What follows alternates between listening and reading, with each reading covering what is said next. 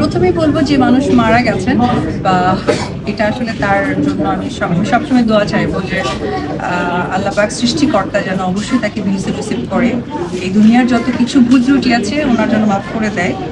তবে আমি একটি কথাই বলবো যে ব্যাখ্যা দিতে চাই না, বাট কথা একটা বলতে চাই, সেটি হচ্ছে উনি হয়তোবা কোনো একটা সাইড থেকে কষ্ট পেয়েছে, ডিপ্রেশন হয়েছে, যার কারণে উনি এত বড় একটা অ্যাটেম্প নিয়েছেন। তো উনি তো স্ট্যাবলিশড একজন মানুষ ছিলেন, উনি লাইফে অনেক কিছু দেখেছেন, বিয়ে করেছেন, সংসার হয়েছে, বাচ্চা হয়েছে। তো ওনার দায়িত্ব বা দায়বদ্ধতার আনন্দ বা সবকিছু কিন্তু উনি একটা সময় পার করে দিয়েছেন।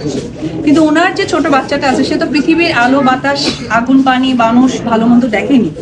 যখন সে মানে ডিপ্রাইভ হয়েছে, সে নিজেকে বেঁচে চলে গেছে, কিন্তু যে মানুষকে ঠকালো তাকে তো আসলে সে ঠকে গেল। তো একদিক থেকে আমি বলবো যে কোনো মার আসলে এই ধরনের স্টেপ নেওয়ার আগে তিনবার ভাবা উচিত। যদি উনি সিঙ্গেল থাকতেন আমি ডেফিনেটলি এখানে দুঃখ প্রকাশ করতাম, যেহেতু উনি একজন মা, সুতরাং উনি কষ্ট পেয়ে উনি চলে গিয়ে ফ্রি হয়ে গেছেন। কিন্তু যাকে কষ্ট দিয়ে গেলেন এই দুঃখটা কার কাছে ভাগাভাগি করবে বা সেই মানুষটা কার কাছে সেই দুঃখ চাহিদাটা বলতে যাবে।